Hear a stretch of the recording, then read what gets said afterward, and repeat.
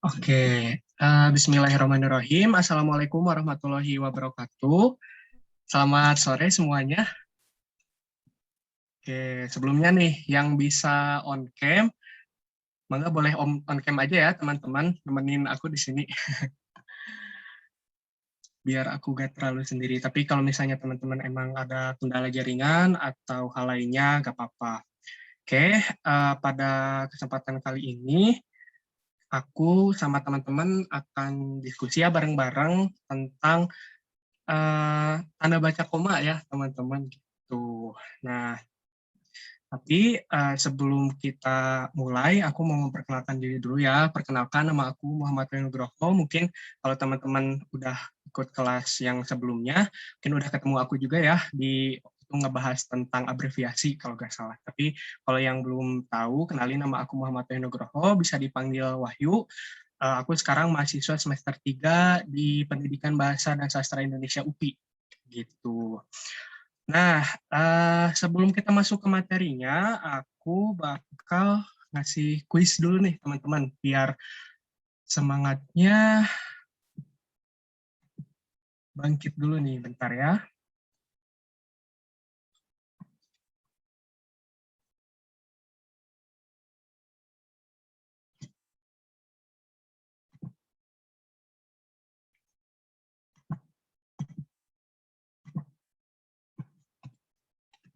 Nah, oke teman-teman, aku udah ngasih link ya di chat, atau teman-teman bisa juga join di sini, sebentar.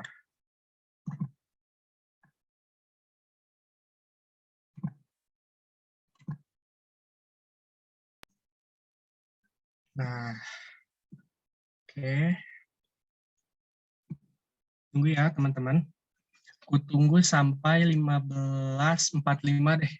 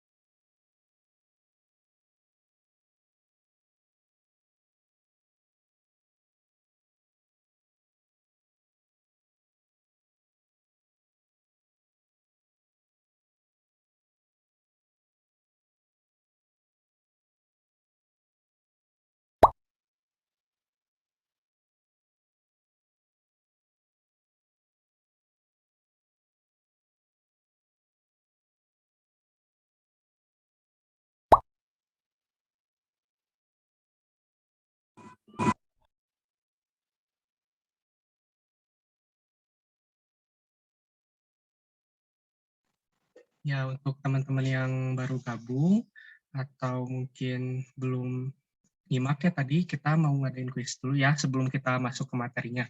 Nah, jadi teman-teman bisa join lewat kode yang ada di sini atau link yang aku kirimin di room chat. Ntar aku kirim lagi ya.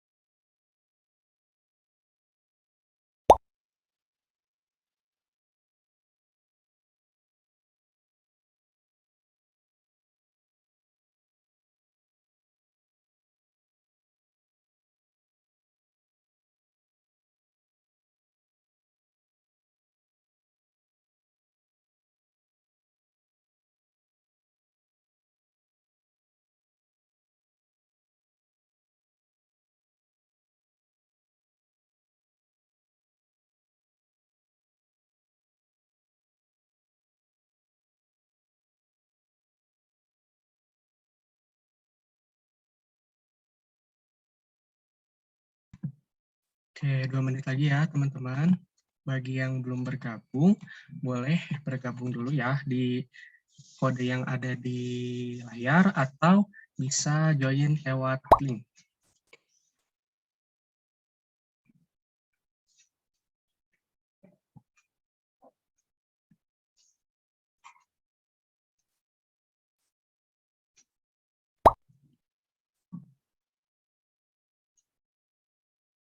Oke, baru ada 27 nih dari 42 partisipan, teman-teman. Yo, yang belum join, boleh join dulu ya di quizisnya.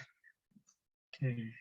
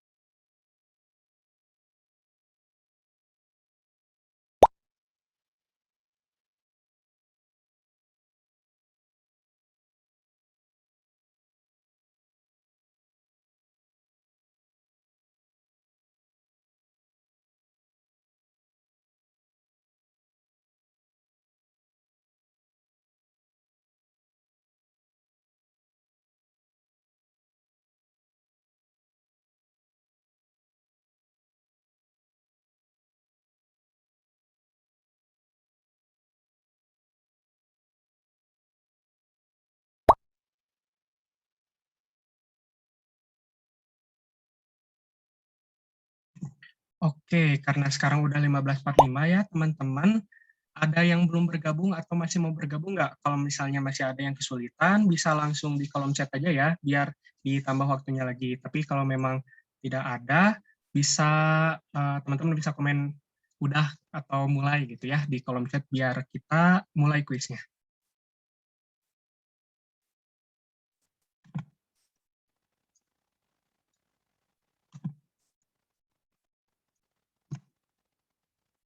Oke, oke, udah ya. Siap.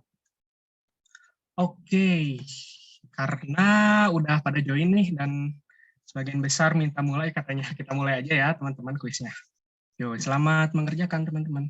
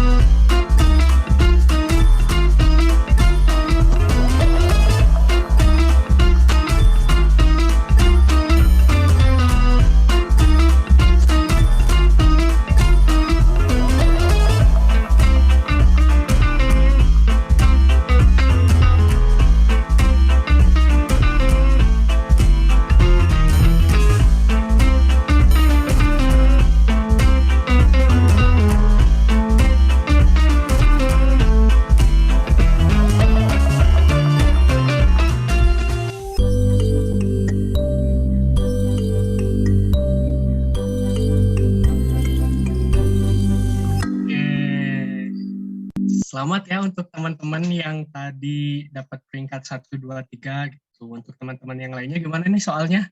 Susah, gampang, atau kayak gimana? Coba di chat. Itu soalnya ada yang aku ambil dari contoh soal UTBK, terus juga ada yang dari tugas kuliah aku, teman-teman. Oke, kata Deva gampang, mantap. Oke, salah mencet. Oke, gampang ya teman-teman. Tadi juga alhamdulillah aku lihat udah pada betul gitu jawabannya ya, sebagian besar gitu. Walaupun memang ada beberapa soal mungkin yang masih salah kayak gitu. Oke, nanti kalau misalnya ada waktu kita bahas ya teman-teman di akhir pertemuan hari ini gitu untuk soal-soal quiz study. Oke, sekarang kita lanjut ke materinya aja ya teman-teman.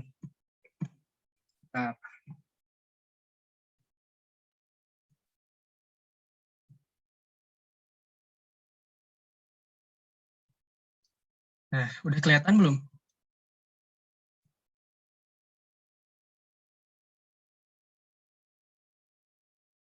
Udah, Kak. Oke, kelihatan ya? Siap. Nah, jadi teman-teman, setelah kemarin mungkin membahas tentang PUEB juga ya sama Bunga tentang tanda petik 1, tanda kutip 2, lalu juga tentang huruf miring dan juga lalu-lalunya mungkin udah membahas tentang PUEB lagi. Sekarang di sini aku akan membahas tentang tanda baca koma. Nah, kenapa tanda baca koma ini nggak digabung sama tanda baca yang lain gitu? Karena memang pembahasannya itu cukup banyak dan cukup panjang gitu, dan perlu pemahaman yang baik juga dari teman-teman semua. Nah, maka dari itu aku memutuskan untuk PUEB ini yang khususnya di tanda baca koma dipisah aja deh gitu untuk pembahasannya. Nah, hari ini insya Allah akan dipandu sama aku ya teman-teman. Baik, kita lanjut ke yang selanjutnya.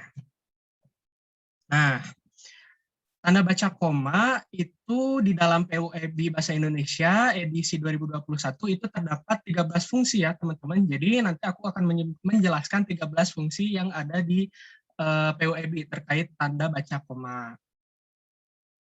Nah, nanti sistemnya aku akan menjelaskan dulu beberapa materinya. Nanti kalau misalnya teman-teman ada pertanyaan ataupun mungkin nanti ada yang kurang ngerti gitu, atau misalnya terlalu cepat kah penjelasannya gitu, nggak apa-apa, nanti langsung bilang aja di chat, atau nanti langsung on mic aja ya teman-teman. Oke. Kita lanjut ke materi yang selanjutnya. Yang pertama, nah ini fungsi tanda koma yang pertama. Tanda koma itu dipakai di antara unsur-unsur dalam suatu pemerincian atau pembilangan. Nah, contohnya ini, telepon seluler, komputer, atau internet bukan barang asing lagi. Lalu juga buku, majalah, dan jurnal termasuk sumber kepustakaan. Nah, di sini kan unsur-unsur dalam pemerinciannya itu, kenapa pakai tanda koma? Karena lebih dari 2, teman-teman. Tapi kalau misalnya pemerinciannya itu hanya 2, misalnya ini, telepon seluler dan komputer, itu tidak perlu memakai tanda koma. Nah, lalu juga yang harus diperhatikan sama teman-teman di sini, ketika ada pemerincian dan di pemerincian yang terakhir itu ada kata dan, ada kata serta juga, itu jangan lupa dikasih tanda koma sebelumnya. Nah, karena apa? Karena bahasa Indonesia itu mengikuti asas koma serial atau koma Oxford, teman-teman. Nah, berarti sebelum kata dan atau serta juga dan kata lain yang bertindak sebagai konjungsi koordinatif dalam pemerincian dibutuhkan tanda baca koma kayak gitu, teman-teman. Nah, jadi ini kebanyakan masih ada yang salah ya, teman-teman. Masih ada yang belum pakai tanda koma sebelum dan ini. Padahal setelah tanda dan itu perlu dipakai tanda koma. Oke, kita lanjut dulu ya ke yang selanjutnya. Teman-teman, kalau misalnya ada yang mau ditanyain, langsung aja lewat di chat ya, nanti insya Allah aku jawab. Oke. Oke, ada yang nanya nih, konjungsi koordinatif itu apa, Kak? Nah, konjungsi koordinatif itu adalah konjungsi yang setara ya, teman-teman. Misalnya nih, dan atau serta juga itu kan konjungsinya setara. Jadi misalnya antara satu satuan bahasa dengan satu satuan bahasa yang lain itu setara, yang dinamakan konjungsi koordinatif. Nah, lalu ada juga yang namanya konjungsi subordinatif. Nah, kalau konjungsi subordinatif ini biasanya dipakai di nanti kalimat majemuk. bertingkat, teman-teman. Nah, nanti untuk kalimat majemuk bertingkat seperti apa, ada juga nanti bakal aku jelasin kayak gitu. Nah, terus untuk konjungsi koordinatif ini sebenarnya banyak, teman-teman. Bentar ya, cari dulu contohnya dari konjungsi koordinatif. Oke. Nah, untuk konjungsi koordinatif ini ada 4 macam, teman-teman. Ada penambahan, lalu juga ada sebentar. Konjungsi koordinatif. Nih, ada penambahan, lalu juga ada pemilihan, perlawanan, sama pertentangan. Jadi kalau misalnya penambahan itu ada dan, serta, lalu pemilihan ada atau, terus perlawanan itu kayak tetapi, melainkan, terus yang terakhir itu ada pertentangan kayak padahal, sedangkan gitu. Jadi menunjukkan pertentangan. Mungkin kayak gitu ya Stephanie, semoga bisa menjawab. Nanti kalau misalnya masih ada yang belum jelas, ditanyakan lagi di akhir, oke? Kita lanjut. Nah, ini untuk yang kedua, tanda koma itu dipakai sebelum kata penghubung seperti tetapi, melainkan, dan sedangkan dalam kalimat majemuk setara. Nah, contohnya kayak gimana sih kalimat majemuk setara tuh? Nah, ini contohnya kayak gini ya, teman-teman. Saya ingin membeli kamera, tetapi uang saya belum cukup. Lalu ada juga, ini bukan milik saya, melainkan milik ayah saya. Lalu ada juga contohnya, dia membaca cerita pendek, sedangkan adiknya melukis panorama. Nah, kenapa ini disebut dengan kalimat majemuk setara? Karena antara kalimat pertama, klausa yang pertama dengan klausa yang kedua itu saling tidak saling berhubungan gitu. Saya ingin membeli kamera, tetapi uang saya belum cukup gitu. Ini bisa saja berdiri sendiri ya teman-teman. Untuk kalimat majemuk setara itu berbeda dengan kalimat majemuk yang bertingkat. Nah, kalau misalnya kalimat majemuk yang bertingkat itu nanti ada penjelasannya sendiri ya teman-teman di depan. Nah, untuk ini nanti kalau misalnya teman-teman menemukan tetapi, lalu melainkan, sedangkan nanti teman-teman cari mungkin di internet atau di buku teman-teman tentang kalimat majemuk setara atau kata majemuk setara itu perlu pakai tanda koma ya teman-teman sebelumnya nih, kayak gini. Oke, kita lanjut ke yang nomor 3. Nah, untuk yang nomor 3 ini, tanda koma dipakai untuk memisahkan anak kalimat yang mendahului induk kalimat. Nah, anak kalimat yang mendahului induk kalimat ini contohnya, kalau diundang, saya akan datang. Karena baik hati, dia mempunyai banyak teman. Nah, agar memiliki wawasan yang luas, kita harus membaca buku. Nah, kalimat anak kalimat yang mendahului induk kalimat itu bisa dikatakan juga sebagai kalimat majemuk ya teman-teman, majemuk bertingkat. Nah, di sini yang menandakan ini itu anak kalimat atau induk kalimat, di sini terdapat konjungsi subordinatif ya teman-teman. Nih, kalau yang pertama tadi ada konjungsi koordinatif, tapi kalau yang ketiga ini ada konjungsi koordinatif. Di sini ada kalau, ada karena, ada agar. Nah, cara ngeceknya kayak gimana, Kak? Nah, cara ngeceknya bisa dibalik aja sama teman-teman. Contohnya, saya akan datang kalau diundang. Tapi ketika kata ini dibalik lagi, ketika konjungsi subordinatifnya ada di depan, maka kata ini harus didahului koma setelah klausa yang mendukungnya. Nah, kayak gini. Kalau diundang, koma, saya akan datang. Karena baik hati, koma, dia mempunyai banyak teman. Kalau dibalikkan bisa aja dia mempunyai banyak teman karena baik hati. Nah, jadi kayak gitu ya, teman-teman. Perlu diperhatikan teman-teman untuk konjungsi subordinatifnya di sini. Ini. Dan bisa dibalik ya, teman-teman, kayak gitu. Oke, nah, tanda koma tidak dipakai jika induk kalimat mendahului anak kalimat yang kata aku tadi ya. Yang saya akan datang kalau diundang. Dia mempunyai banyak teman karena baik hati. Nah, kita harus banyak membaca buku agar memiliki wawasan yang luas. Nah, ini perlu teman-teman perhatikan mungkin ketika nanti menulis karya ilmiah atau mungkin teman-teman mau menulis karya sastra, ada tugas sekolah atau nanti mungkin ada bikin esai dan sebagainya macamnya. Nah, ini biasanya sering dipakai ya, teman-teman. Oke, sampai sini ada yang ditanyakan atau kita lanjut aja nih? Kalau misalnya ada yang ditanyakan, bisa langsung ke fitur chatnya aja ya, teman-teman. Siap.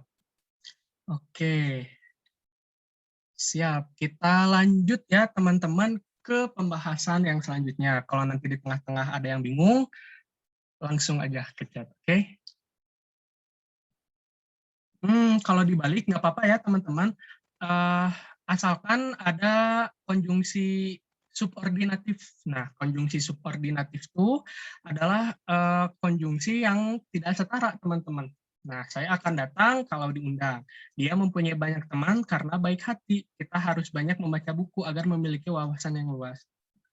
Oke, cara bedain bisa dibalik sama enggak gimana, Kak? Oke, kita perhatikan ya, teman-teman. Di contoh yang ini. Kita balik lagi ke sini. Nah, tanda koma dipakai untuk memisahkan anak kalimat yang mendahului induk kalimat. Nah, betul nih kata Stephanie, kata-katanya masih nyambung.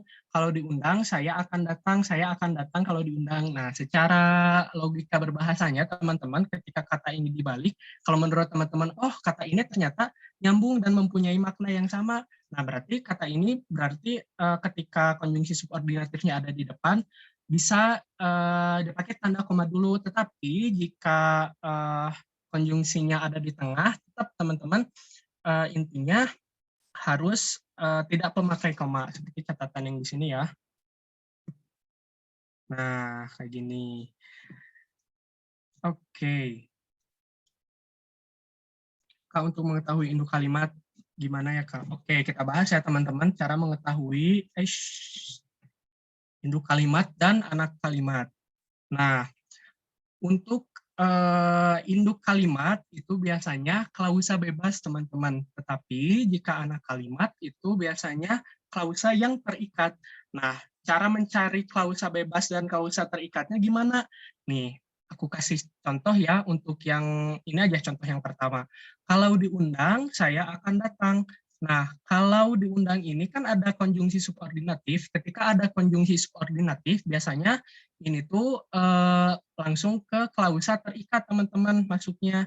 Tetapi untuk yang saya akan datang ini kan tidak ada keterkaitan antar satu sama lain dan tidak ada konjungsi yang mendahulunya. Nah, maaf. Nah, oleh karena itu, ini bisa dikatakan sebagai klausa yang bebas. Nah, berarti untuk yang ini, karena ada konjungsi subordinatif ini, dikatakan sebagai klausa terikat, atau kita katakan juga sebagai anak kalimat. Dan yang saya akan datang ini, klausa bebas, itu dikatakan sebagai induk kalimat. Nah, itu Naura mungkin bisa dipahami dan teman-teman semua. Jadi teman-teman tinggal cari aja ya, tentukan mana anak kalimat dan induk kalimatnya dari apakah klausa itu klausa bebas atau klausa yang terikat gitu, dari konjungsi subordinatifnya. Oke, kita lanjut ke pembahasan yang selanjutnya ya, teman-teman.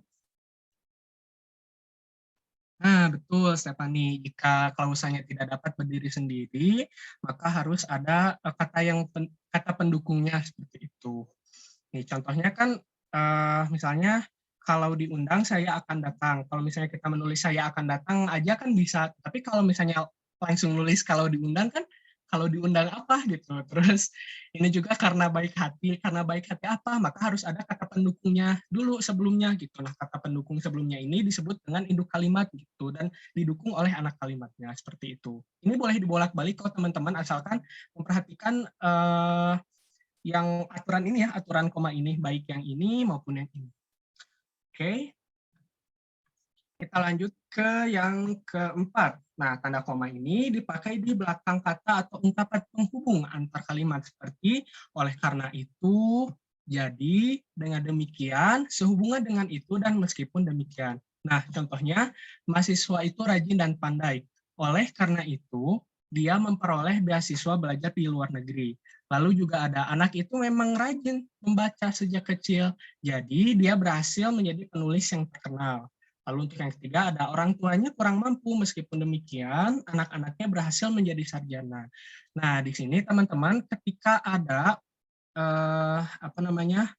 ungkapan atau kata penghubung antar kalimat ya teman-teman, berarti otomatis si kata hubungnya ini ada di awal kalimatnya, kayak oleh karena itu, lalu juga ada jadi, lalu meskipun demikian, ini harus memakai tanda koma.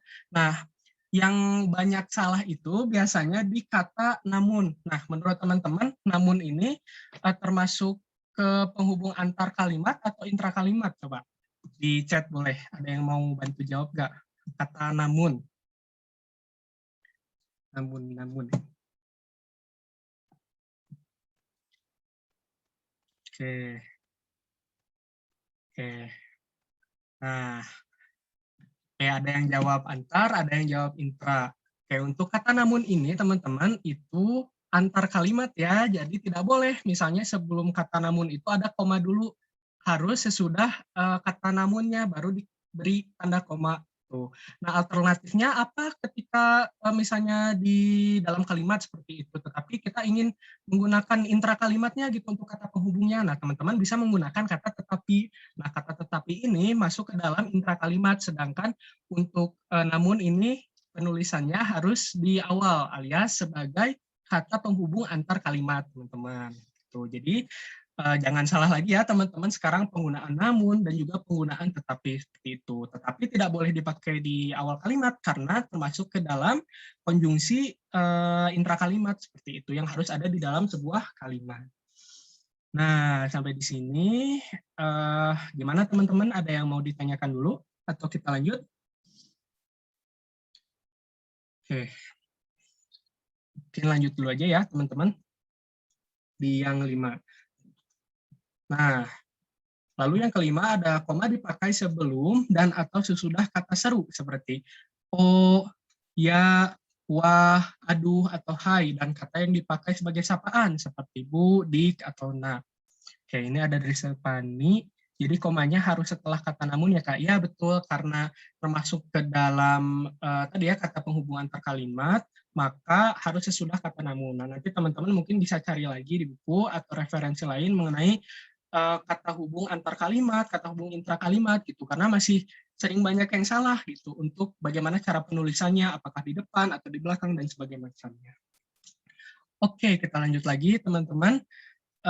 Di sini ada contohnya ya, ada oh begitu, lalu ada wah bukan main, ada hati-hati ya jalannya licin.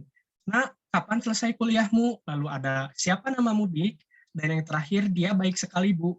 Nah, ini sering kali teman-teman salah menggunakannya ya, khususnya di percakapan sehari-hari gitu, karena untuk di karya ilmiah sendiri itu jarang menggunakan kata seru atau kata sapaan ya teman-teman, biasanya ketika percakapan sehari-hari atau teman-teman yang suka nulis cerpen, suka nulis novel gitu, biasanya selalu menggunakan kata-kata seru atau kata sapaan. Nah, untuk kata sapaan yang berada di awal kalimat, berada di tengah kalimat, ataupun di akhir kalimat, itu harus selalu menggunakan koma dulu ya teman-teman sebelumnya. Gitu. Jadi teman-teman harus memperhatikan hal-hal ini gitu. Kayak biasanya suka ada yang nulis hati-hati ya baru koma. Nah, sebenarnya yang betul itu hati-hati, koma dulu, ya, dan koma lagi, teman-teman. Nah, berbeda ketika contohnya di akhir kalimat, hati-hati jalannya licin ya, gitu misalnya ini Maya. Nah, jadi ketika di akhir kalimat, maka komanya hanya satu saja gitu, dan di akhirnya apakah mau memakai tanda seru atau mau memakai tanda titik itu sesuai dengan konteks dan percakapan apa yang sedang teman-teman pakai seperti itu. Nah, khusus untuk sapaan seperti Bu, Dik, Nak, atau misalnya teman-teman di sekolah mungkin ada Pak, terus ada Kak, atau apapun itu yang konteksnya sapaan, jangan lupa untuk memakai koma dan harus kapital ya teman-teman kalau misalnya sapaan. Tetapi ketika konteksnya bukan sapaan, maka tidak memerlukan tidak memerlukan huruf besar seperti itu. Jadi huruf kecil aja biasa gitu. Misalnya adik sedang bermain. Nah, itu karena adiknya di awal kalimat tentu saja besar ya, kapital gitu. Tapi kalau adiknya di tengah kalimat karena konteksnya bukan sapaan, itu tetap ditulisnya kecil ya, teman-teman. Nah, ini untuk konsep yang ini, gimana teman-teman? Ada yang masih kurang jelas? Mungkin bisa kita diskusikan sama-sama di sini.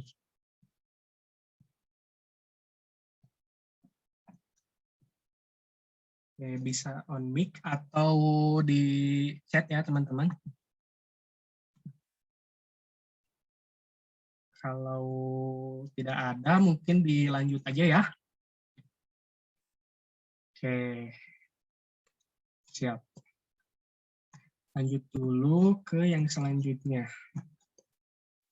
Nah, yang selanjutnya ada tanda koma dipakai untuk memisahkan petikan langsung dari bagian lain dalam kalimat. Nah, contohnya apa? Seperti ini contohnya. Kata nenek saya, koma, kita harus berbagi dalam hidup ini. Lalu juga ada ini, kita harus berbagi dalam hidup ini. Koma, ini baru tanda kutip, kata nenek saya. Koma, karena manusia adalah makhluk sosial. Nah, biasanya ini kita temukan di teks-teks novel atau di teks-teks cerpen ya, teman-teman, untuk jenis teks yang seperti ini gitu. Karena untuk di yang formal atau di karya ilmiah itu jarang ditemukan yang kayak gini, khususnya percakapan kayak gini ya. Nah, ini ketika ada petikan langsung seperti ini, wajib ya dipisahkan dengan tanda koma. Untuk titiknya itu di apa namanya? Di dalam tanda titik. Di dalam tanda petik salah. Karena ini konteksnya masih percakapan kan teman-teman, jadi titiknya itu ada di dalam tanda petik kayak gitu. Tapi kalau misalnya di luar konteks percakapan itu tidak perlu di dalam tanda petik ya teman-teman. Bentar. Ada catatan nih dari aku. Nih. Nah, tanda koma itu tidak dipakai untuk memisahkan petikan langsung yang berupa kalimat tanya, kalimat perintah, atau kalimat seru dari bagian lain yang mengikutinya. Nah, contohnya kayak gini, di mana saudara tinggal? Tanya Pak Lurah. Nih, kalau kayak gini mah tidak perlu memakai tanda koma ya, teman-teman. Lalu juga masuk ke dalam sekarang, tanda petik. Nah, perintahnya. Nah, ini juga tidak perlu pakai tanda koma. Lalu yang terakhir, wow, indahnya pantai ini, seru wisatawan itu. Nah, untuk tanda baca ya, menjawab untuk pertanyaan JJ tadi, tanda baca yang ada di dalam sebuah percakapan itu harus di dalam tanda petik ya, teman-teman.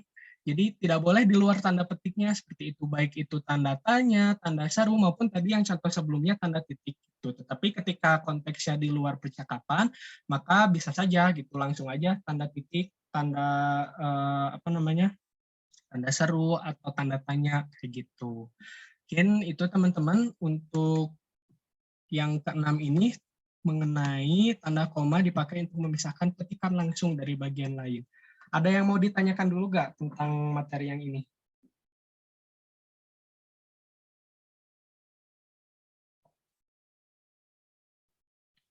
Intinya sih dari yang ini teman-teman tinggal pahami aja konsepnya ya ketika di depan nih. Nah, ketika di depan seperti ini didahului dulu tanda koma dan ketika mungkin letaknya di belakang, nah nanti teman-teman tidak perlu memakai tanda koma seperti ini. Tuh.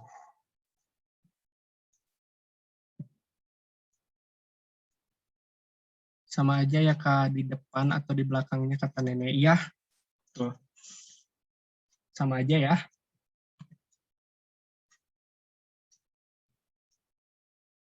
Nih, kalau misalnya yang di depan kayak gini, ini yang di belakang seperti ini. Tetap pakai tanda koma. Intinya harus dari bagian lain dalam kalimat ya, teman-teman.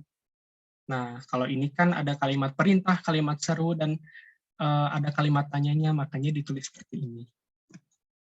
Oke, kita lanjut ke yang ketujuh. Itu ada tanda koma, dipakai di antara nama dan alamat, bagian-bagian alamat, tempat dan tanggal, serta nama tempat dan wilayah atau negeri yang ditulis berurutan. Nih, contohnya seperti ini. Ini biasanya dipakai di konteks surat ya, teman-teman, atau mungkin alamat. Bentar, ada pertanyaan. Kalau habis kata nenek saya di contoh yang kedua dikasih titik, apa-apa kan, Kak? Nah, yang ini ya.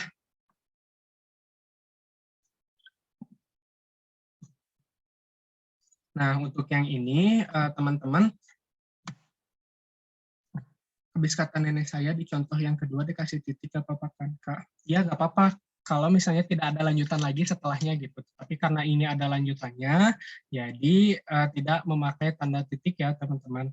Nah, ini kenapa tulisan neneknya tidak kapital? Mungkin teman-teman ada yang terlintas atau bertanya-tanya juga gitu. Nah, seperti yang udah aku jelasin sebelumnya, kenapa ini tidak kapital? Karena ini konteksnya bukan sapaan, teman-teman.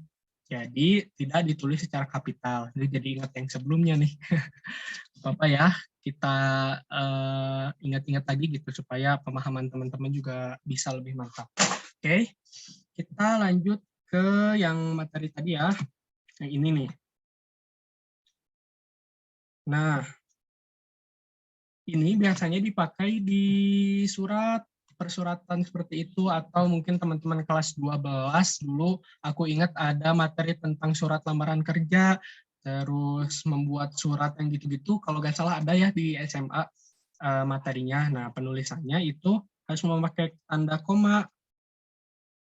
Di antara yang pertama ada di antara nama dan alamat. Nah, contohnya yang kayak ini ya. Saudara Abdullah, Jalan Kayu Manis 3 18. Lalu ada bagian-bagian alamat. Nah, bagian-bagian alamatnya mana? Bagian-bagian alamatnya di Jalan Kayu Manis 318, ini koma, Kelurahan Kayu Manis, koma, Kecamatan Matraman, koma, Jakarta. Dan ini ada kode pos. Untuk kode pos sendiri tidak memerlukan tanda koma ya sebelumnya gitu, karena menyatu dengan yang Jakartanya seperti itu. Oke, ini nomor 7 ya. Oke, untuk yang selanjutnya itu ada Dekan Fakultas Kedokteran, Universitas Indonesia, Jalan Salemba Raya 6, Jakarta. Nah, ini juga sama ya, di antara apa namanya, gelar Dekan Fakultas Kedokteran Universitas Indonesia, ini nama diri Dekan Fakultas Kedokteran. Ini nama tempat atau nama alamatnya ini. Lalu juga ini antara nama tempat dan juga tanggal di Surabaya, 10 Mei 1960. Lalu juga antar wilayah juga bisa kayak Tokyo, Jepang. Tuh. Nah, kalau yang ini nampaknya tidak terlalu sulit ya teman-teman. Aku juga yakin teman-teman udah bisa lah gitu untuk membedakan yang ini mah gitu, dan sering kali dipakai kok di dalam kehidupan sehari-hari seperti itu. Cuman biasanya yang suka salah tuh menuliskan dari kelurahan, kecamatan itu tidak memakai koma lagi gitu. Padahal perlu untuk pakai koma lagi gitu sampai ke kotanya gitu atau ke nama provinsinya gitu.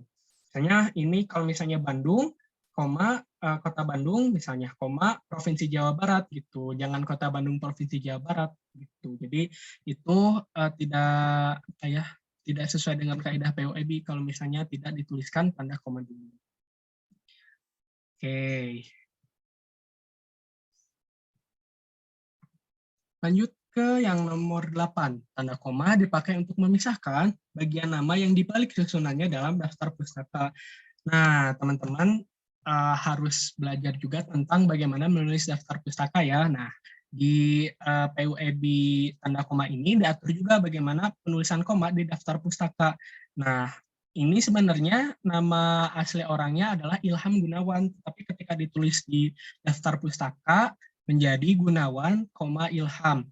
Ini pakai tanda titik 1984, ini tahun terbitnya, lalu ini titik Kamus Politik Internasional, ini nama bukunya, titik ini Jakarta, tempat diterbitkannya, dan Restu Agung itu nama apa namanya? Nama yang menerbitkan bukunya. Nah, ini juga sama ya. Ada Halim, Amran, edisi 1976. Nah, ini karena apa namanya? Edisinya berbeda, maka ada keterangan edisi di sini. Lalu politik bahasa nasional, titik, jilid 1, titik, Jakarta, titik 2, pusat bahasa. Nah, yang mau aku tekankan di sini, karena sedang membahas tentang tanda koma ya, teman-teman, maka penulisan dari nama ini harus memakai tanda koma gitu di daftar pustaka. Untuk sisanya, memakai tanda titik ya, atau memakai tanda titik 2 seperti ini. Oke. Yang nomor 9 itu ada tanda koma dipakai di antara bagian-bagian dalam catatan kaki atau catatan akhir.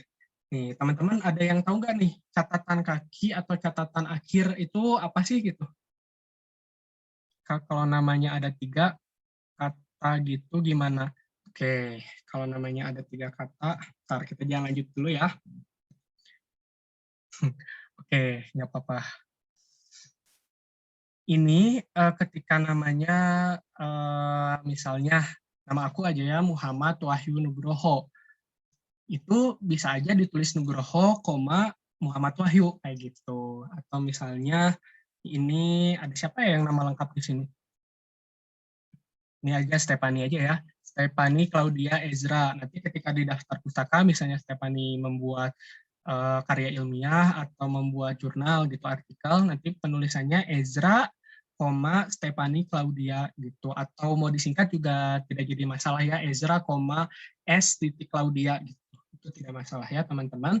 Yang penting komanya itu harus setelah kata akhirnya. Nah mungkin teman-teman juga ada yang nanya nih. Tadi kan nanyanya kalau ada 3 kata, kalau namanya cuma 1 kata gimana? Ya kan, teman-teman mungkin ada yang bingung gitu. Kan kalau misalnya nama-nama zaman sekarang mah mungkin udah jarang ya yang namanya 1 kata gitu. Tapi kalau yang 2 kata gimana gitu. Nah, biasanya untuk yang 2 kata itu ya betul, tidak memakai koma ya teman-teman. Jadi langsung saja gitu. Misalnya eh, nama aku misalnya Wahyu aja. Jadi langsung aja tulis Wahyu titik 1984 gitu.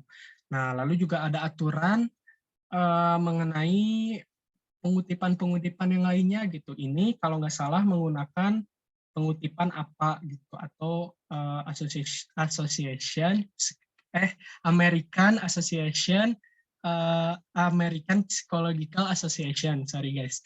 Nah, jadi apa itu menulisnya kayak gini, tapi kalau misalnya untuk daftar pustaka dari yang lain-lain itu ada lagi jenisnya teman-teman sangat banyak gitu, disesuaikan dengan kampus teman-teman gitu nanti ke depannya. Amin ya teman-teman, semoga teman-teman harus semangat nih belajarnya supaya nanti ke depannya bisa diterima di kampus impian teman-teman masing-masing kayak gitu. Nanti insya Allah bakal dikasih kok sama kampusnya gitu bagaimana tata cara untuk pengutipan, tata cara daftar pustaka biasanya beda-beda gitu. Kalau aku di UPI pakainya apa?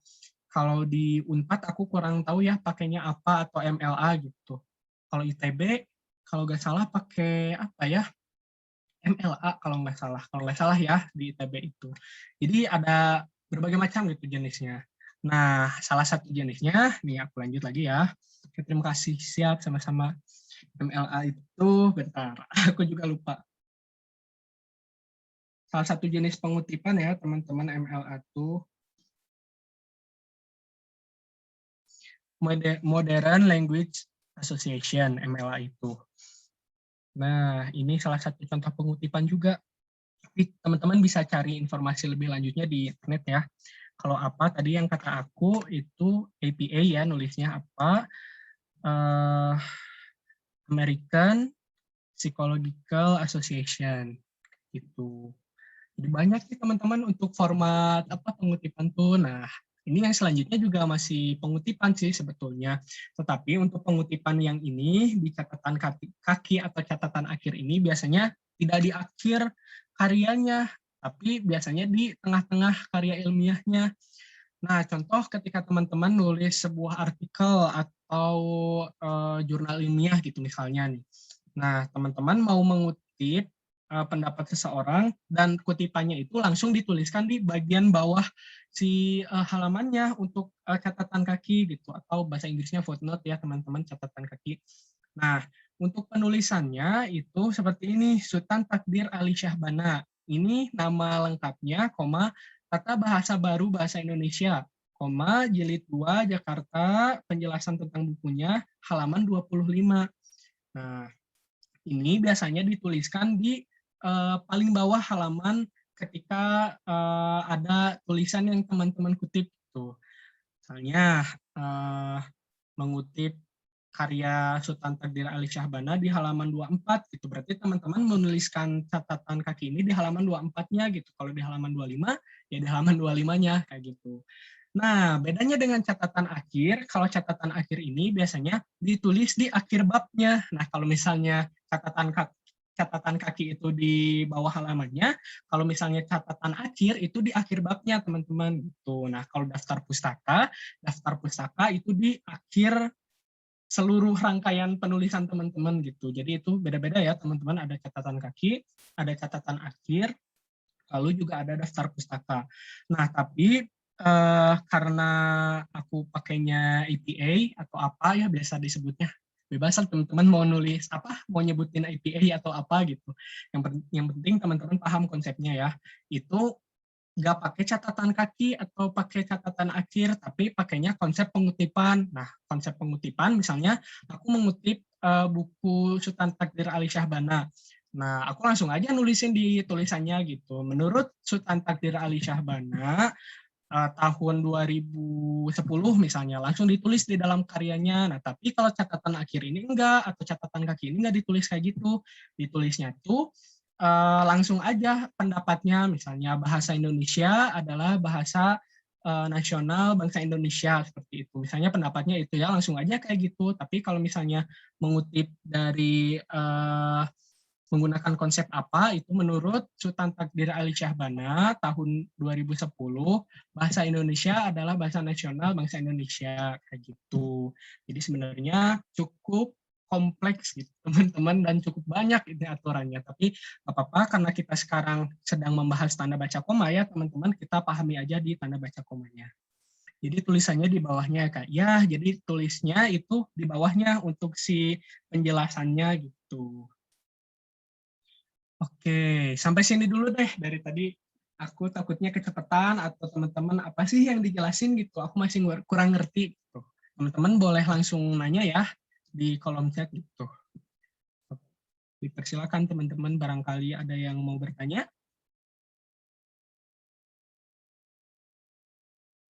Kalau misalnya cukup, teman-teman bisa bilang lanjut ya di chat.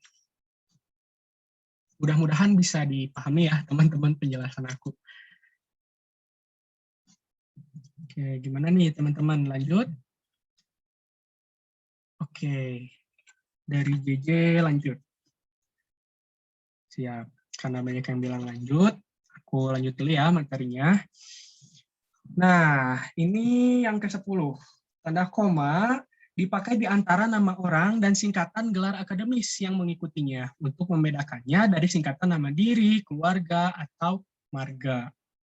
Oke. Ini ada B. Ratulangi, koma, SE, Sarjana Ekonomi. Lalu ada Nyonya Hodijah, koma, MA, tuh Magister of Art atau apa ya, atau aku lupa, punya MA. Lalu ada Bambang Irawan, koma, M.Hum. Ada Siti Aminah, koma, SH, titik, MH. Nah, di sini tuh intinya teman-teman penulisan gelar akademik ya khususnya itu harus memakai tanda koma dulu sebelum penulisannya. Nih, bandingkan Siti Khadijah Master of Art dengan Siti Khadijah MA Mas Agung, seperti itu singkatan nama. Jadi penulisannya berbeda ya. Jika Mas Agung ini karena masuk ke dalam komponen nama orang tersebut, maka tidak memerlukan tanda koma setelah tanda koma sebelum singkatannya, maaf. Tapi kalau misalnya singkatannya itu masuk ke gelar akademik, maka perlu pakai tanda koma gitu. Nah, mungkin di teman-teman ke depannya ada tugas yang memerlukan penulisan nama guru biasanya, atau nanti ke depannya penulisan nama dosen ya teman-teman, itu harus pakai tanda koma dulu ketika teman-teman memang mau menuliskan gelarnya gitu. Bukan ya Mas Agung tuh nama lengkapnya, bukan nama suaminya. Oke, jadi kalau gelarnya ada 3 gimana Kak? Misalnya contohnya Siti Aminah, koma, SH, titik, koma, MH, titik, H, titik, koma, PhD gitu misalnya, tetap aja pakai koma terus gitu. Antara komponen gelar akademik dengan komponen gelar akademik yang lainnya itu pakai koma juga ya, selain dari nama dan gelar akademiknya. Kayak gitu. Nah, gimana nih? Udah ngerti ya, insya Allah ini mah mudah lah gitu, teman-teman pahami. Kalau misalnya masih ada yang ditanyakan atau masih kurang jelas, boleh langsung ke fitur chat ya, kita diskusi bareng-bareng dan kita bahas bareng-bareng teman-teman. Nah, yang selanjutnya, tanda koma dipakai sebelum angka desimal atau di antara rupiah dan sen yang dinyatakan dengan angka. Nih, contohnya ini menunjukkan panjang ya 12,5 meter atau ini berat 27,3 kg. Nah, di kita itu biasanya masih suka kebolak-balik ya teman-teman antara menggunakan tanda koma atau menggunakan tanda titik gitu. Tapi yang betul dan aturan di PUEB itu menggunakan tanda koma ya teman-teman. Nih, kayak 12,5 meter, 27,3 kg. Ya, oke, pertanyaan bagus. Nah, di sini karena masuknya itu ke dalam pemerincian angka antara angka desimal dengan angka yang menunjukkan apa namanya? Menunjukkan panjang dan juga menunjukkan berat, maka tidak memerlukan spasi dulu sebelumnya gitu. Ya, betul. Tanda komanya itu menempel ya, teman-teman ini tuh. Bentar. Aku pastikan dulu ya, teman-teman di PUEB-nya.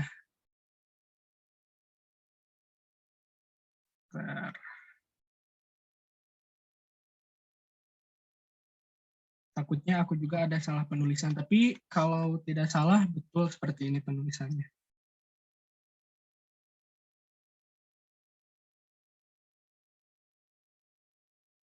Oke, nomor 11.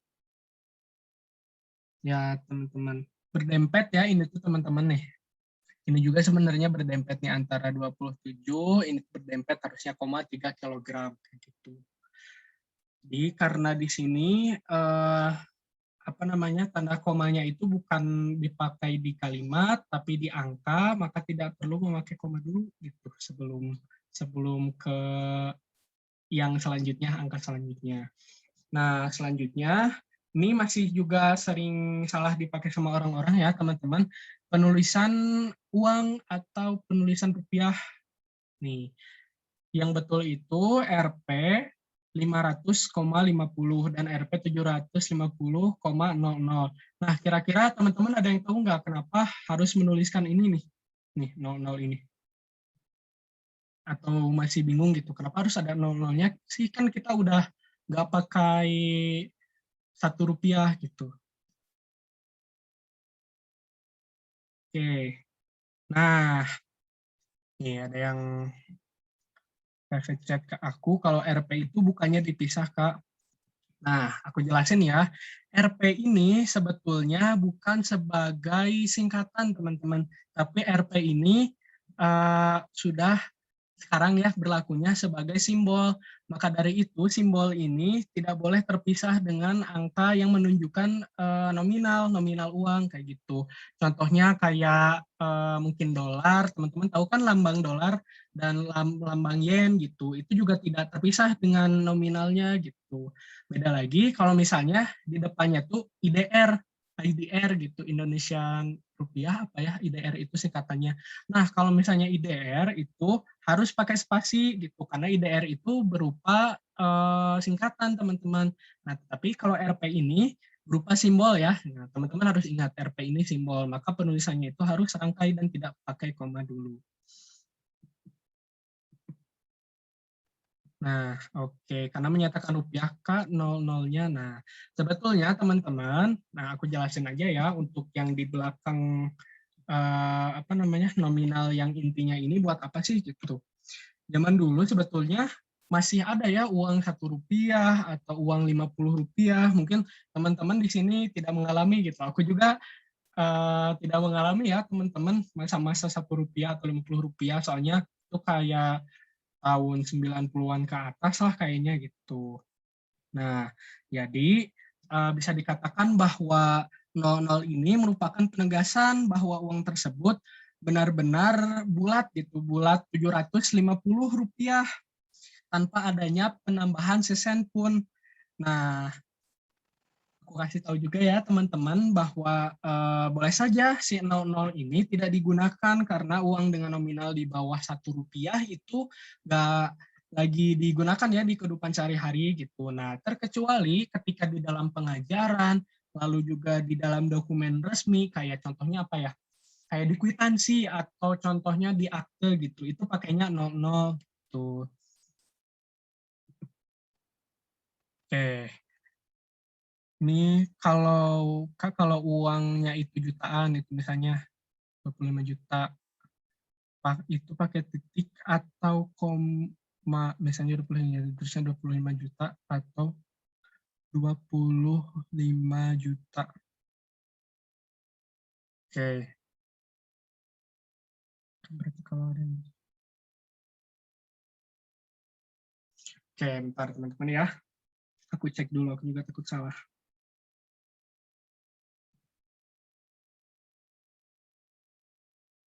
Tanda titik.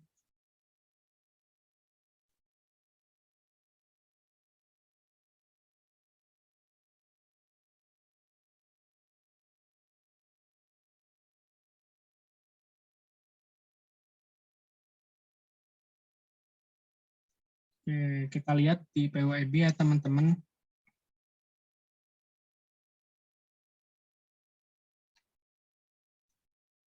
Oke, aku jelasin ya. Yang benar itu, nih ada pertanyaan. Kalau uangnya itu jutaan atau miliaran itu pakai titik atau koma, misalnya 25 juta. Kalau misalnya uangnya itu berjuta-juta ya, itu tuh masuknya ke kaidah yang ini nih. Tanda titik dipakai untuk memisahkan bilangan ribuan atau kelipatannya yang menunjukkan jumlah termasuk di dalam uang juga, teman-teman. Jadi, nih, oke, ini benar ya kata Cin. Salah seharusnya Rp 500.000 nih. Penulisan yang benar seperti ini ya. Nih, aku tulis juga. Menulis seperti ini boleh, atau mau menulis kalau misalnya di dalam konteks resmi gitu atau di dalam pendidikan kayak gini nulisnya. Teman-teman boleh pakai dua-duanya ya, tetapi untuk aturan di PWIB sendiri pakainya yang ini ya, teman-teman gitu. Ini di tengahnya ada tanda titik. Teman-teman yang lain coba di chat ya, aku udah ngasih contoh juga. Nih, untuk titik yang di tengah ini karena menyatakan kelipatan ribuan ataupun kelipatan jutaan, itu tetap pakai tanda titik. Nah, tanda koma 00 ini sebetulnya hanya dipakai untuk menjelaskan tentang ini tuh bulat seperti itu uangnya. Bulat segitu gitu. Kan biasanya kalau di belanja di supermarket atau mungkin teman-teman beli apa gitu yang uangnya di bawah, kalau di PWB nggak pakai 0, kalau di PWB pakai koma 00 ya teman-teman. Untuk apa namanya, penggunaan secara resminya harus pakai koma 00, tapi ketika teman-teman mungkin lagi nulisin daftar belanjaan atau mungkin lagi konteksnya percakapan, itu nggak apa-apa nulis 500.000. Yang penting teman-teman paham gitu, kenapa harus ada 00 di belakang gitu, dan sejarahnya kayak gimana gitu. Karena dulu kan kita sempat gitu ya, ada uang di bawah pecahan 100, makanya perlu untuk pakai 0,00. Nah, lalu teman-teman pernah nemu tanda ini nggak? Coba teman-teman cek di chat. Di akhir gitu misalnya. Nah, tanda itu sebetulnya tidak dipakai di Indonesia ya, teman-teman, tidak dipakai di rupiah gitu. Tapi dipakai di mata uang lain di luar negeri kayak gitu. Nah, untuk mengganti mengganti simbol tadi, maka digunakanlah simbol koma 00. Sebenarnya simbol tadi itu lambang dari bahwa koma strip gitu. Jadi tidak ada tambahan lagi gitu, dan sudah bulat gitu uangnya segitu jumlahnya gitu. Ya betul kata Stephanie, itu di dolar ya. Ntar ada yang nanya lagi. 0,00 itu karena dulu ada perak bukankah, sekarang udah jarang, apakah tetap perlu pakai 00? Sebetulnya ini pilihan teman-teman aja ya. Kalau misalnya aturan di PUIB-nya tetap pakai 0,00 gitu. Tapi kalau menurut aku nih, karena sekarang relevansinya udah nggak terlalu kepake, jadi nggak apa-apa lah teman-teman nggak pakai 0,00 juga gitu. Karena emang buat apa lagi gitu, kita beli makanan atau beli bakso atau beli apa juga udah nggak ada di bawah 0 rupiah kan. Nah, 0,50 apa ya Kak? 0,50 ini artinya 50 perak ya teman-teman. Gitu, 500,50 perak. Sekarang udah jarang ya teman-teman nemu 100 perak aja kayaknya udah jarang ya nemuin di warung atau di sekitar rumah teman-teman gitu, apalagi 50 perak gitu. Jadi intinya teman-teman bisa memakai kaidah yang ini atau bisa juga tidak memakai kaidah yang ini. Tapi kalau misalnya nanti teman-teman nemu misalnya di UTBK atau di ujian-ujian gitu, pakai kaidah yang ini ya teman-teman karena ini tuh masih masuk ke dalam kaidah PUED gitu. Jadi tetap harus dipakai sama teman-teman gitu. Tapi kalau konteksnya sehari-hari nggak apa-apa. Nah, RP itu pakai titik nggak? Nah, RP itu karena bukan singkatan dari rupiah ya, RP itu sebenarnya teman-teman. Jadi RP itu masuknya ke simbol kayak dolar, kayak yen gitu. Maka tidak perlu pakai titik lagi sebelumnya. Itu ya untuk menjawab pertanyaan dari Laura. Lagi dari Stephanie, kalau IDR 20.000 dipisah apa enggak ke tanda strip komanya? Tanda strip komanya langsung bergabung kalau apa namanya? Kalau setahu aku. Tapi di bahasa Indonesia mah tidak dipakai ya, ucapannya untuk yang strip koma.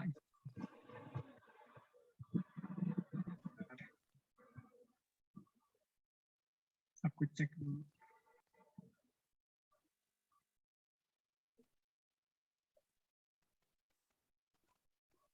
Nah, apa namanya? Tapi kalau penulisannya 50 juta rupiah gitu, 50 juta rupiah gitu, pakai kata-kata itu tidak perlu pakai koma ya teman-teman. Jadi cukup aja ditulis 50 juta rupiah gitu.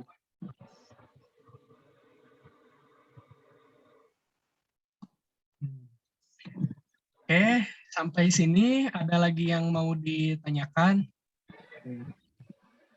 Mungkin teman-teman ada yang masih bingung atau oke.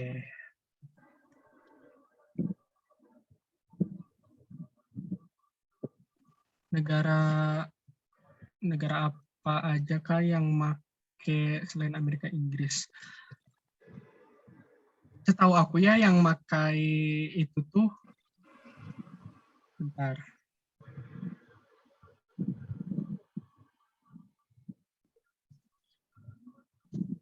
Baru dolar kalau misalnya setahu aku mah gitu ya. Mungkin teman-teman yang lain ada yang tahu gitu. Ini ada pertanyaan negara apa aja yang pakai selain Amerika Inggris dan sebagai macamnya gitu. Tapi kalau misalnya Indonesia tetap pakai kaidah yang ini ya teman-teman. Kalau teman-teman jualan, misalnya nanti jualan baju atau jualan makanan gitu, nggak pakai koma 00 nggak apa-apa.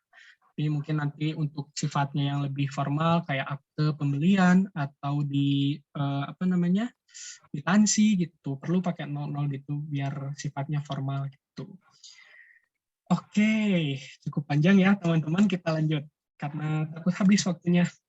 Nih, tanda koma dipakai untuk mengapit keterangan tambahan atau keterangan aposisi. Nah, keterangan aposisi itu contohnya apa? Di daerah kami, koma misalnya masih banyak bahan tambang yang belum diolah. Semua siswa, baik laki-laki maupun perempuan, harus mengikuti latihan paduan suara. Ini pakai koma, ini pakai koma. Lalu Soekarno, koma, presiden pertama atau presiden ke-1 RI, koma, merupakan salah seorang pendiri gerakan non-blok. Nah, keterangan tambahan atau keterangan aposisi, bagaimana cara mengidentifikasinya gitu atau membedakannya? Ini bisa teman-teman cek ketika misalnya ada kata atau ada frasa nih di tengah-tengah di tengah-tengah kalimat. Teman-teman cek aja di daerah kami masih banyak bahan tambang yang belum diolah. Nah, itu kira-kira masih nyambung nggak teman-teman?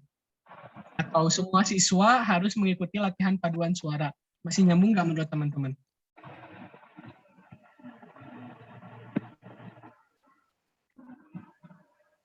Nih, itu yang ketiga deh. Soekarno merupakan salah satu seorang pendiri gerakan non-blok. Nih, coba teman-teman boleh di-chat ya, atau boleh on mic gitu.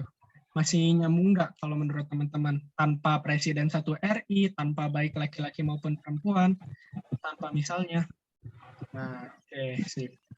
Nah, Masih nyambung ya teman-teman si kalimatnya gitu. Nah, maka dari itu, misalnya baik laki-laki maupun perempuan, Presiden 1 RI itu merupakan keterangan tambahan atau keterangan aposisi yang menerangkan kata ataupun frasa sebelumnya. Di daerah kami misalnya, nih, ini menerangkan di daerah kami. Lalu baik laki-laki maupun perempuan itu menerangkan semua siswa, karena semua siswa itu ada laki-laki, ada perempuan. Lalu Presiden pertama RI itu menerangkan dari Soekarno seperti itu. Nah, jadi ketika ada keterangan tambahan atau keterangan aposisi itu perlu ya teman-teman memakai koma. Nah, ini insya Allah mudah ya teman-teman, tapi aku punya catatan. Bandingkan dengan keterangan pewatas yang pemakaiannya tidak diapit tanda koma. Nih, siswa yang lulus dengan nilai tinggi akan diterima di perguruan tinggi itu tanpa tes. Nah, sebenarnya ini ada keterangan tambahan juga, teman-teman. Nih, siswa yang lulus dengan nilai tinggi akan diterima di perguruan tinggi itu tanpa tes. Tetapi kita kan tidak bisa menuliskannya siswa diterima di perguruan tinggi itu tanpa tes. Siswa yang seperti apa gitu yang diterima di perguruan tinggi tanpa tes gitu. Nah, harus ada keterangan tambahan juga di setelahnya, siswa yang lulus dengan nilai tinggi. Nah, maka dari itu ketika ada yang kasusnya seperti ini tidak diperlukan tanda koma di antara eh, kata, frasa, ataupun klausanya gitu. Seperti ini, nggak perlu ada siswa, koma, yang lulus dengan nilai tinggi, koma, akan diterima di perguruan tinggi itu tanpa tes. Kayak gitu ya, teman-teman. Oke, ada yang mau bertanya? Oke, ini ada pertanyaan. Bentar ya.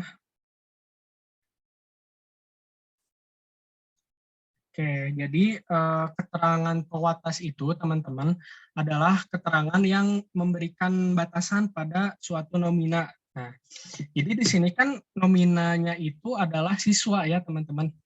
Siswa itu sebagai nomina di sini. Nah, keterangan pewatasnya yang lulus dengan nilai tinggi. Nah, kembali lagi ke penjelasan aku sebelumnya, kita tidak bisa menuliskan siswa diterima di perguruan tinggi itu tanpa tes kan, harus ada apa siswa yang seperti apa gitu. Nah, siswa yang lulus dengan nilai tinggi.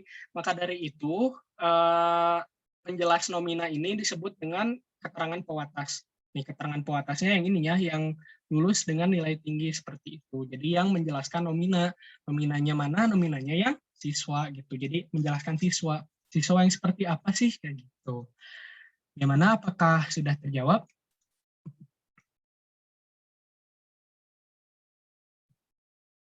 Oke, mungkin ada lagi pertanyaan teman-teman terkait konsep yang 12. Oke, nomina itu kata benda ya teman-teman. Nomina kata benda. Maaf, aku lupa apa namanya? Lupa ngasih tahu nih ke teman-teman. Nomina kata benda, verba itu kata kerja, lalu ada adjektiva. Adjektiva itu kata sifat, lalu ada adverbial itu ada kata keterangan gitu. Nah, kalau di bahasa Inggris juga sama ya teman-teman, ada noun, verb, lalu ada adjektif, ada adverb gitu. Tapi kalau di dalam bahasa Indonesia adverbia, adjektiva, nomina, verba gitu. Teman-teman harus terbiasa ya dengan istilah-istilah ini gitu. Takutnya nanti ketika di UTBK atau ada di latihan soal, tuh teman-teman menemukan istilah-istilah ini kayak gitu. Oke, kita lanjut ke yang terakhir ya teman-teman. Ini ada tanda koma dapat dipakai di belakang keterangan yang terdapat pada awal kalimat untuk menghindari salah baca atau salah pengertian. Nih, aku kasih contoh. Dalam pengembangan bahasa, koma, kita dapat memanfaatkan bahasa daerah. Atas perhatian saudara, koma, kami ucapkan terima kasih. Nah, oke, di sini perlu ada tanda koma dulu ya teman-teman supaya makna atau hal yang ingin kita sampaikan tuh betul gitu sih maknanya. Nah, bandingkan dengan yang ini nih. Dalam pengembangan bahasa kita dapat memanfaatkan bahasa daerah. Nah, jadi kan ini bingung ya dalam pengembangan bahasa kita atau dalam pengembangan bahasa, koma kita dapat memanfaatkan gitu. Jadi supaya memisahkan hal tersebut maka boleh digunakan tanda koma. Begitu juga dengan kalimat yang kedua. Atas perhatian perhatian saudara kami ucapkan terima kasih. Nah, di sini atas perhatian saudara kami atau atas perhatian saudara, kami ucapkan terima kasih. Nah, untuk membedakan makna-makna seperti itu, maka diperlukan tanda baca koma ya, teman-teman, untuk lebih memperjelasnya lagi seperti itu ya, teman-teman. Oke. Oh, ini masih ada Stephanie, maaf tidak terbaca. Berarti subjek itu kata benda, kan siswa subjek. Ya, betul, subjek itu kata benda, tapi tidak selalu ya, teman-teman, tidak selalu subjek itu kata benda. Tapi apa namanya? Biasanya gitu, ketika kita menemukan sebuah kalimat atau sebuah klausa itu subjeknya kebanyakan kata benda gitu. Seperti saya, dia, kamu, siswa, mahasiswa dan sebagainya macamnya gitu. Nah, nomina itu apa namanya? Analisis berdasarkan kategorinya, teman-teman. Nomina itu analisis berdasarkan kategorinya, sedangkan subjek, predikat, lalu ada lagi keterangan, pelengkap dan sebagainya macamnya itu analisis berdasarkan fungsinya, teman-teman ya. Jadi harus membedakan nih, jangan sampai ketukar antara nomina, subjek atau misalnya verba dengan predikat kayak gitu. Itu dua hal yang berbeda dan dua kajian yang berbeda, teman-teman. Nah, subjek ini belum tentu kata benda, tapi biasanya kata benda kayak gitu. Oke, ini untuk pembahasan yang terakhir, teman-teman, yang ke-13 sebetulnya. Ada lagi yang mau ditanyakan, teman-teman? Mungkin barangkali masih ada yang belum paham.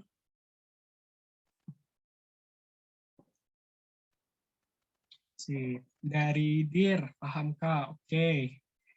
Dari yang lainnya gimana nih?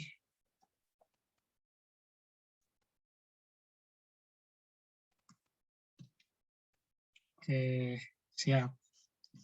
Oke, terima kasih ya teman-teman. Nah, di sini aku menuliskan sumber yang aku dapat dari apa namanya? Dari keputusan Kepala Badan Pengembangan dan Pembinaan Bahasa Kemendikbudristek tahun 2021 tentang pedoman umum ejaan bahasa Indonesia. Nah, nanti teman-teman bisa cari ini di internet, ada kok PDF-nya gitu. PUEB itu udah ada yang terbaru ya, teman-teman, tahun 2021. Tuh, jadi teman-teman nanti cari aja gitu kalau misalnya mau ngecek-cek materi lagi ya, atau misalnya teman-teman mau cari aturan kebahasaan gitu yang ada di PUEB, nanti cari yang terbaru. Walaupun tidak terlalu banyak perubahan yang signifikan dari PUEB yang terbaru dan yang lama sih, paling pemutakhiran contoh-contoh aja gitu. Ada kata-kata bahasa daerah yang sebelumnya belum masuk ke bahasa Indonesia, sekarang masuk ke bahasa Indonesia seperti itu. Oke, ini ada yang nanya lagi, Brad. Bentar. Contoh subjek bukan nomina. Bentar, cari dulu ya.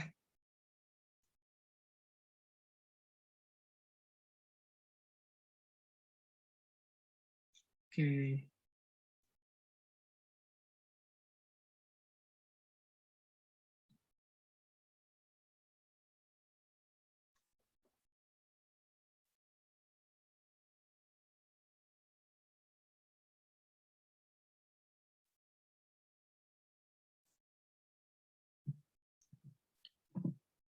Oke, terima kasih juga ya teman-teman.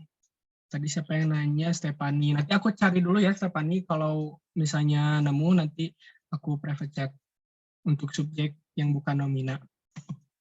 Nah, terakhir ini teman-teman, terima kasih ya telah bersinar bersama. Nah, bantu kami berkembang dengan teman-teman bisa nulis ulasan kelas hari ini dengan mengakses pranala yang ada di sini, bit.ly/kelas bersinar. Nah, atau teman-teman bisa scan di sini ya.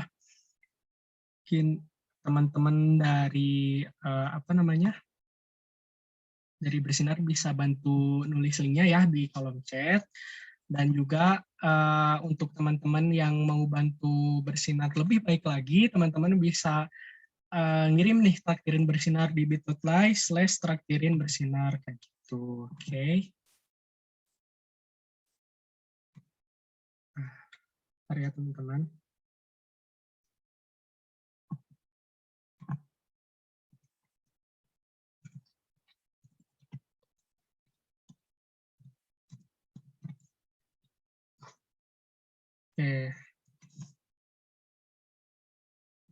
Nah, mungkin itu teman-teman materi yang bisa aku sampaikan, dan terima kasih banyak atas perhatian teman-teman untuk diskusi hari ini. Nah, mungkin teman-teman masih ada yang mau ditanyakan atau kita mau ngebahas soal nih yang tadi awal. Boleh di chat ya teman-teman kalau misalnya masih ada yang mau ditanyakan gitu terkait materi yang tadi, atau mungkin kita bahas soal aja nih.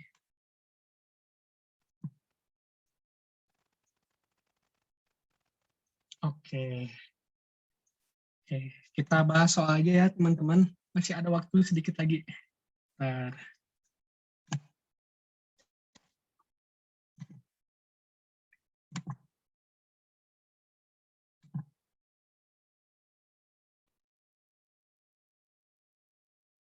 Nah, udah kelihatan belum teman-teman?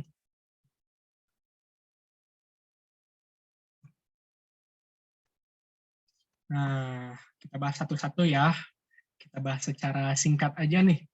Redominasi lebih ke ekspektasi inflasi semakin stabil. Nah, ini inflasi ini tidak perlu diperbaiki ya teman-teman, karena penulisannya sudah sesuai gitu. Sedangkan yang lainnya ini penulisannya salah dan tidak perlu ditulis miring karena inflasi ini sudah termasuk ke dalam istilah di bahasa Indonesia gitu, atau kata bahasa Indonesia. Teman-teman bisa cari di PUIB ya, di KBBI, maaf, bukan di PUIB, di KBBI untuk arti dari inflasi ini. Ini juga udah banyak yang benar, alhamdulillah ya teman-teman.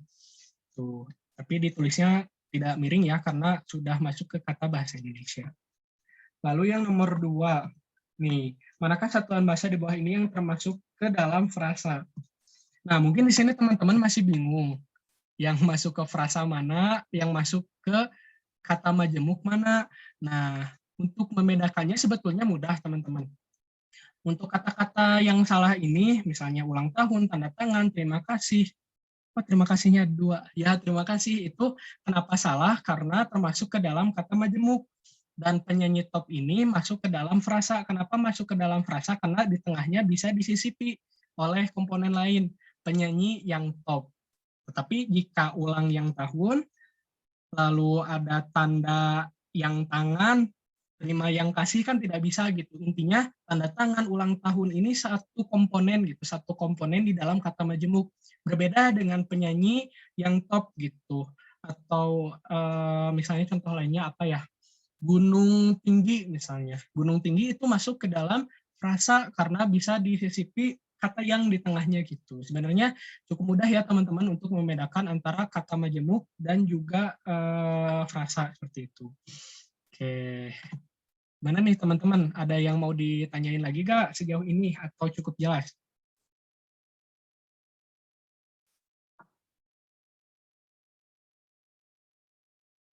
Oke.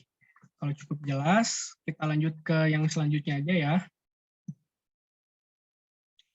Betul, kata majemuk itu adalah kata yang terdiri dari dua kata, baik itu kata ataupun pokok kata gitu.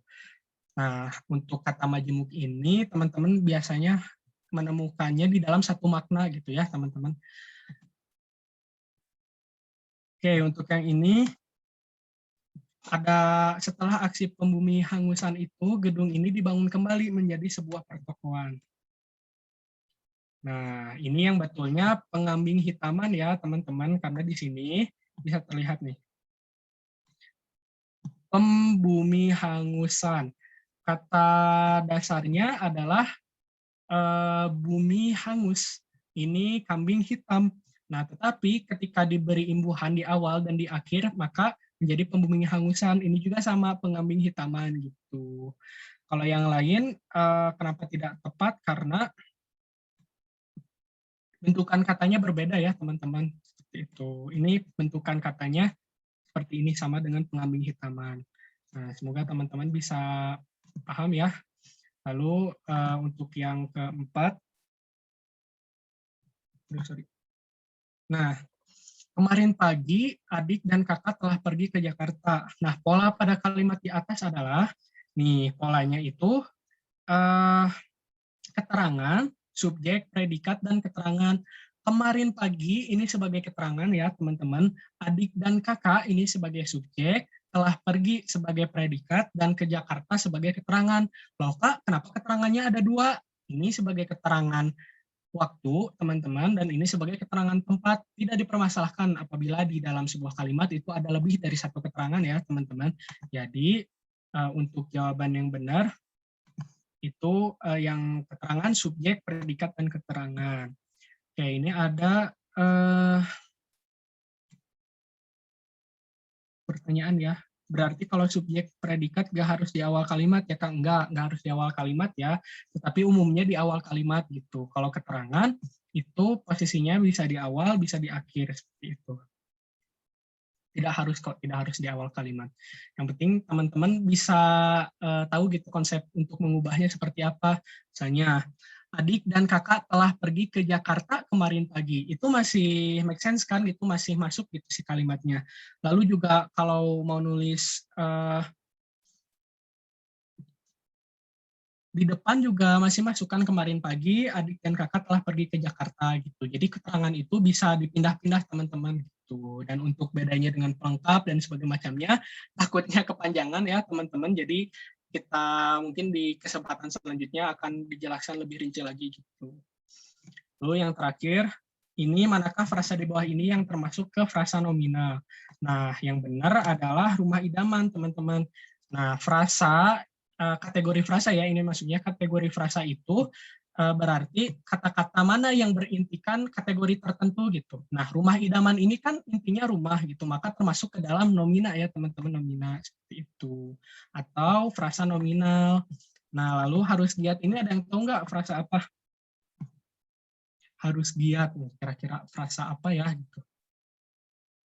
Wah, tinggal 13 lagi. Ya, teman-teman.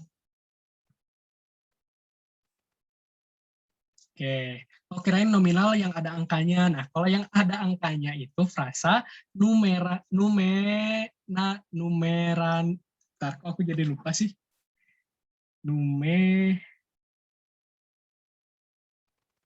Numerarial. Frasa numeralia, astagfirullah. Ya, betul, numeralia, teman-teman. Nih, contohnya di yang ini ya, 10 ekor. Ini termasuk ke dalam frasa numeralia. Astagfirullah, susah banget. Harus giat ini masuk ke dalam frasa adjektiva ya, teman-teman, karena berintikan kata sifat. Ini berintikan kata benda. Lalu di Jakarta ini, karena ada frasa preposisional di depan, ada kata preposisi di depannya, maka masuk ke dalam frasa preposisional. 10 ekor ini menunjukkan jumlah, masuk ke dalam frasa numeralia. Dan yang terakhir, telah pergi. Nah, telah pergi ini kan intinya pergi ya, teman-teman, masuk ke dalam frasa verba, atau verba itu artinya kata kerja ya, teman-teman. Jadi yang ini frasa nominal, yang ini itu frasa adjektiva, yang ini frasa preposisional, ini numeralia, dan yang terakhir itu frasa verba, teman-teman. Itu ya, sebetulnya prinsipnya sama seperti kata teman-teman, baik itu verba, nomina, adjektiva, dan sebagainya macamnya gitu. Nah, teman-teman harus paham dan harus ingat juga gitu bedanya. Nomina itu kata benda, verba itu kata kerja, lalu adjektiva itu kata sifat, kayak gitu-gitu ya, teman-teman. Oke, mungkin itu aja ya teman-teman yang bisa aku sampaikan. Terima kasih untuk teman-teman yang udah bersedia mengikuti kelas aku sampai akhir. Mohon maaf apabila ada kekurangan dan kesalahan. Sekarang kita foto. Boleh mungkin dipandu ya.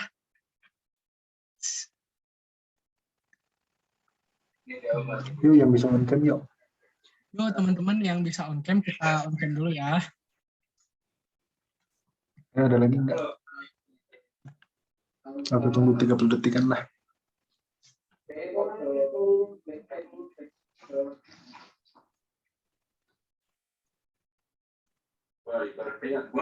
Ada lagi? Oke, mungkin masih aja aku bahas sebentar ya. 1, 2, 3. 1, 2, 3.